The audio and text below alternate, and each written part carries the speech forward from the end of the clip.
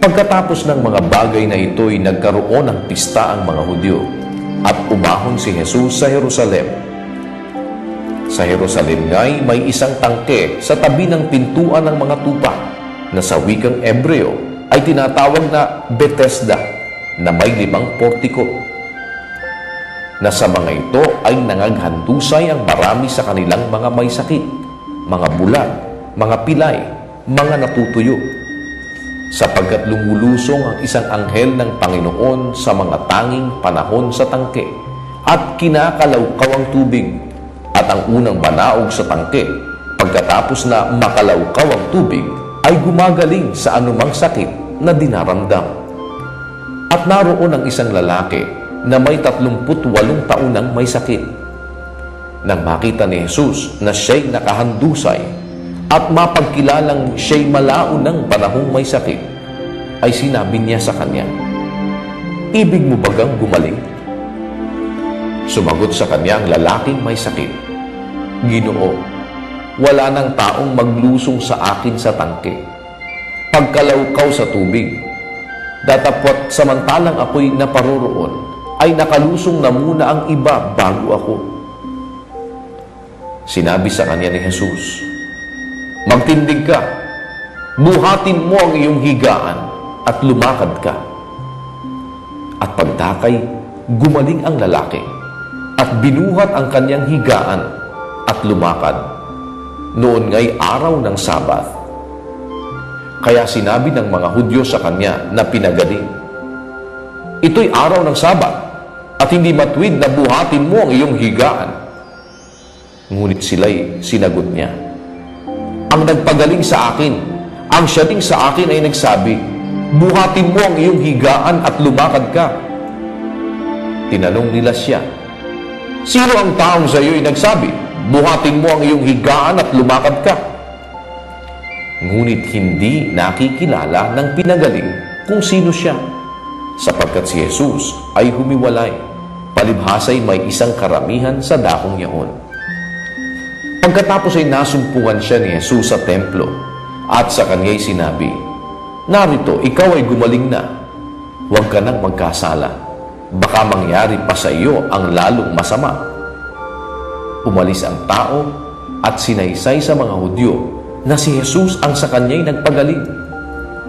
At dahil dito'y pinag-usig ng mga Hudyo si Jesus, sapagkat ginagawa niya ang mga bagay na ito sa araw ng Sabat. Datapwat sinagot sila ni Jesus, "Hanggang ngayon gumagawa ang aking Ama, at ako'y gumagawa." Dahil dito ngay lalo nang pinagsikapan ng mga Hudyo na siya'y patayin, sapagkat hindi lamang sinira ang araw ng Sabat, kundi tinatawag din naman na kanyang sariling Ama ang Diyos, na siya'y nakikipantay sa Diyos. Sumagot nga si Jesus at sinabi sa kanila, "Katotohanan, katotohanan sinasabi ko sa inyo, hindi makagagawa ang anak ng anuman sa kanyang sarili, kundi ang makita niyang gawin ng Ama, sapagkat ang lahat ng mga bagay na kanyang ginagawa ay ang mga ito rin naman ang ginagawa ng anak sa gayon ding paraan. Sapagkat sinisinta ng Ama ang anak, at sa kanya'y ipinakikita ang lahat ng mga bagay na kanyang ginagawa, at lalong dakilang mga gawa kaysa mga ito ang sa kanya'y ipakikita niya, upang kayo'y magsipanggilalas. Sapagkat kung paanong ibinabangon ng Ama ang mga patay at sila'y binubuhay, gayon din naman binubuhay ng anak ang kanyang mga ibigin. Sapagkat ang Ama'y hindi humahatol sa kaninumang tao, kundi ipinagkaloob niya sa anak ang buong paghatol, upang papurihan ng lahat ang anak, na gaya rin ng kanilang pagpapapuri sa Ama. Ang hindi nagpapapuri sa anak ay hindi nagpapapuri sa Ama na sa kanya'y nagsugo. Katotohanan, katotohanan sinasabi ko sa inyo, ang dumirinig ng aking salita at sumasampalataya sa kanya na nagsugo sa akin ay may buhay na walang hanggan at hindi mapapasok sa paghatol, kundi lumipat na sa kabuhayan mula sa kamatayan. Katotohanan, katotohanan sinasabi ko sa inyo, dumarating ang panahon at ngayon nga, na maririnig ng mga patay ang tinig ng anak ng Diyos, at ang mga karinig ay mga bubuhay.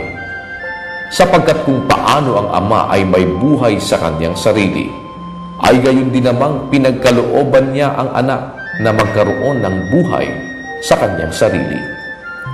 At binigyan niya siya ng kapamahalaang makahatol, sapagkat siya'y anak ng tao. Huwag ninyong ipanggilalas ito, sapagkat dumarating ang oras na ang lahat ng nangasalibingan ay makaririnig ng kanyang tinig. At magsisilabas ang mga nagsigawa ng mabuti ay sa pagkabuhay na mag-uli sa buhay, at ang mga nagsigawa ng masama ay sa pagkabuhay na mag-uli sa paghatol. Hindi ako makagagawa ng anuman sa aking sarili. Humahatol ako ayon sa aking naririnig, at ang paghatol ko'y matuwid, sapagkat hindi ko pinaghahanap ang aking sariling kalooban, kundi ang kalooban niyaong nagsugo sa akin. Kung ako'y nagpapatotoo sa aking sarili, ang patotoo ko ay hindi katotohanan. Iba ang nagpapatotoo sa akin, at talastas ko na ang patotoong isinasaksin niya sa akin ay totoo.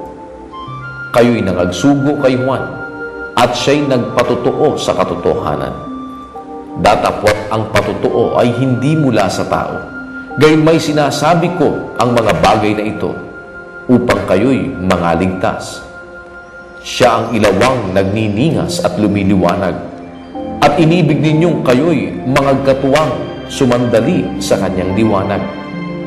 Datapwat ang aking pagpapatotoo ay lalong dakila kaysa kay Juan, sapagkat ang mga gawang ibinigay sa akin ng aking Ama upang ganapin, ang gayon ding mga gawa na aking ginagawa ay nagpapatotoo tungkol sa akin, na ako'y sinugo ng Ama. At ang Ama na nagsugo sa akin ay siyang nagpatotoo tungkol sa akin. Kailanmay hindi ninyo narinig ang kanyang tinig, ni hindi man ninyo nakita ang kanyang anyo. At kayo'y walang salita niya na nananatili sa inyo, sapagkat hindi kayo nagsisisampalataya sa kanyang sinugo. Sinaliksik ninyo ang mga kasulatan, sapagkat iniisip ninyo na sa mga yaon ay mayroon kayong buhay na walang hanggan, at ang mga ito'y siyang nangagpapatotoo tungkol sa akin. At ayaw kayong magsilapit sa akin upang kayo'y magkaroon ng buhay. Hindi ako tumatanggap ng kaluwalhatiang mula sa mga tao. Datapwat nakikilala ko kayo, na kayo'y walang pag-ibig sa Diyos sa inyong sarili. Naparito ako sa pangalan ng aking Ama, at ayaw ninyo akong tanggapin. Kung iba ang pumarito sa kanyang sariling pangalan, ay siya ninyong tatanggapin. Paano kayo'y makapananampalataya, kayong nangagtatanggapan sa isa't isa ng kaluwalhatian, at hindi ninyo pinaghahanap ang kaluwalhatiang nanggagaling sa tanging Diyos? Huwag ninyong isiping ako ang sa inyo'y magsusumbong sa Ama. May isang magsusumbong sa inyo, sa makatwid bagay si Moises, yaong pinaglagakan ninyo ng inyong pag-asa. Sapagkat kung kayo'y nagsisisampalataya kay Moises, ay magsisisampalataya kayo sa akin, sapagkat tungkol sa akin siya'y sumulat. Ngunit kung hindi kayo nagsisipaniwala sa kanyang mga sulat, ay paanong magsisisampalataya kayo sa aking mga salita?